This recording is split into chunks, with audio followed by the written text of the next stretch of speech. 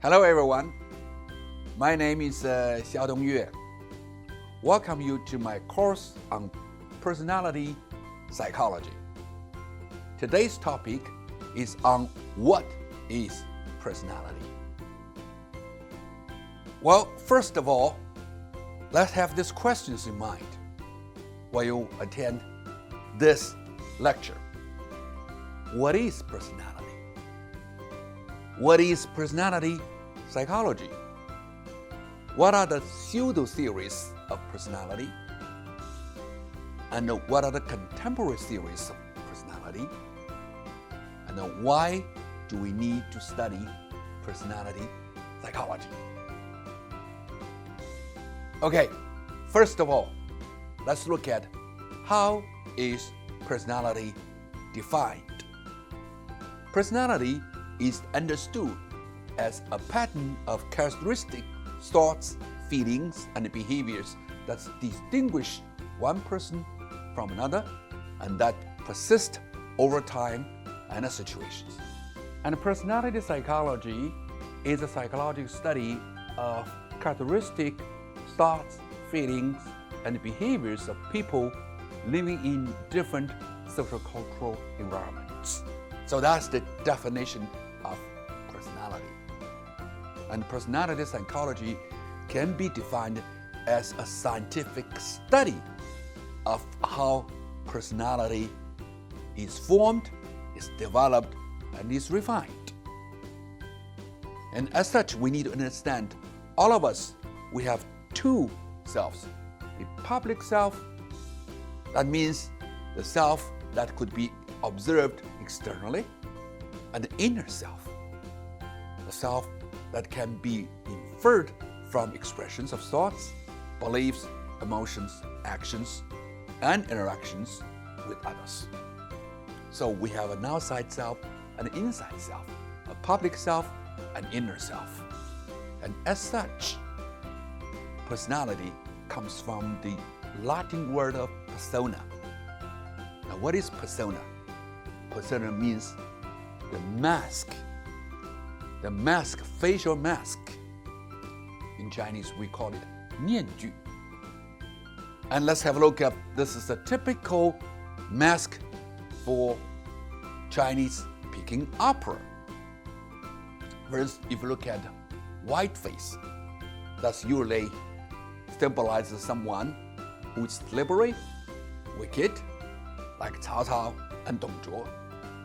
And there was red-faced that usually represents someone who is a lawyer and who is very earnest. And there was the yellow face that would represent or symbolize someone who is hesitant, not always clear about justice. And there was this color-faced, which represents or symbolizes someone who is taking sides all the time. But anyway, when you see the mask of an actor in Peking opera, you already know what this person is going to be like, whether he's going to be a wicked guy, a good guy, a bad guy, or a rude guy, impulsive guy, and that's called persona.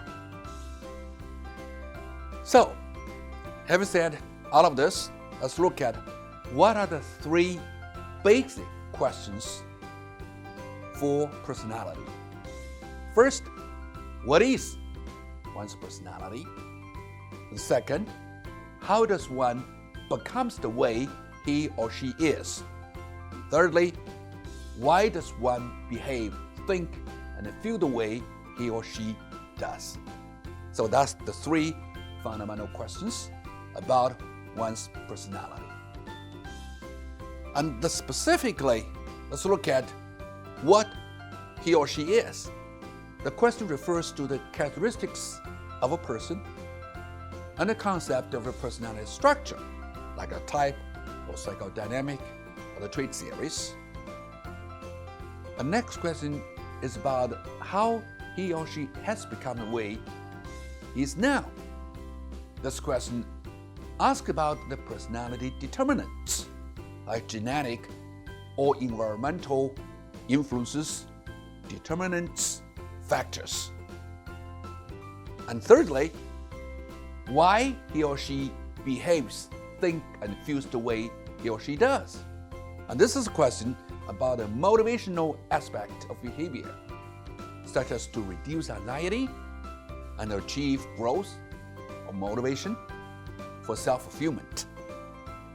So, these are the three fundamental questions. To give you an example, how do you describe your mom and dad? Well, let's start with your mom. Loving, caring, careless, talkative, smile loudly. Each word is a personality trait that defines your mother. Now, let's look at your papa or your dad. Hardworking, boring, smart, silent, seldom smile. This is a cluster of personality traits that distinguish from your mom. This is how your dad is. So this is about what your mom and dad are. And look about yourself. You want to become a better self? Well, let's look at how you start. You start being shy, passive, hesitant, nervous, unsociable, dependent, boring. And you don't like yourself, of course. And you want to become a different person, a better person, an optimal person. And what that is? Well, here is a list of the words or the personality traits that you want to become part of you.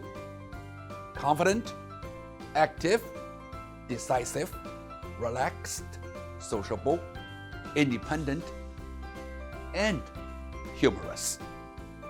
So that's your ideal self. And then one day you actualize your potentials, you become the kind of self you want to become, and that is called self-actualization. We're going to talk about this later. Now, having said all of this, we want to know who is the founding father of personality psychology. We all agree that Gordon Allport is the founding father of personality psychology. Gordon Allport was a professor at Harvard University for many years.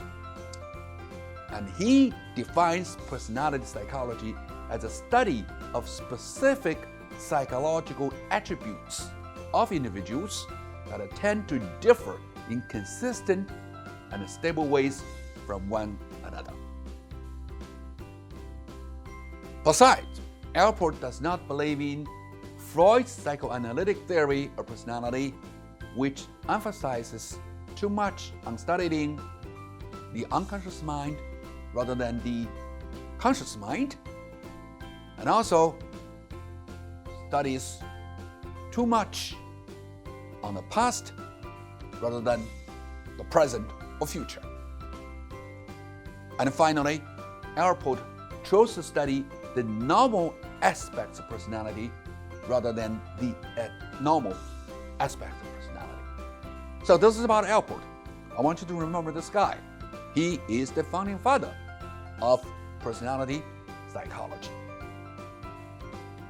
And having said all of this, that's the first part of what is personality, what are the critical issues in studies of personality.